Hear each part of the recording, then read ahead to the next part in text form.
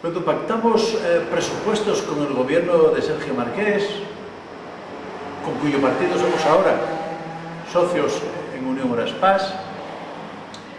impusimos, entre otras cosas, y yo recuerdo que entre otras esas cosas, ya que creamos 20.000 empleos en aquellos 3 años,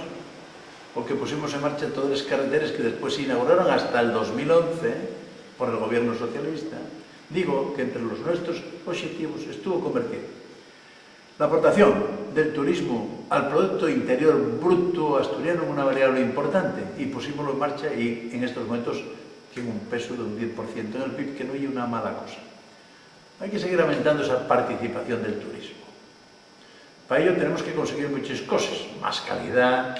más tiempo de oferta para que puedan venir durante más tiempo o otras épocas del año los turistas, pero la clave está en una cosa: la clave está en que los asturianos nos manifestemos como asturianos. Mire, yo voy a poner un ejemplo muy fácil. La primera vez que vino el rey aquí, a los premios Príncipe de Asturias, pusieron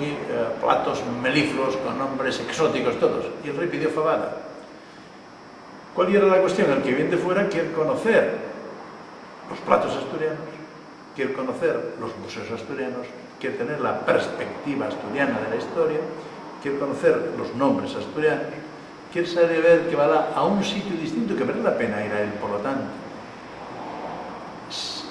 si no hacemos esa cuestión identitaria, estamos haciéndonos un flaco favor, porque piénselo de otra forma. Si quizá lo que acabo de decir no lo acaben de ver claro, cuando nosotros hacemos campañas en favor de España en general, de sol y toros, pues no hacemos campañas para Asturias. Y cuando hacemos campañas en general para España verde, pues no hacemos campañas para Asturias. Y cuando en los premios Príncipe de Asturias y la sidriña, los gaiteros, la gente marcha para Galicia, si acaso. De modo que es fundamental que nosotros tengamos el orgullo de la nuestra identidad y que vendamos eso como una exclusividad, como ocurre, por ejemplo, con la sidra, que no somos capaces de venderla fuera de Asturias y al final quienes la venden son los vascos. Y es fundamental, repito, que tengamos esa perspectiva para que vengan más turistas, esto y, en último término, para que haya más empleo,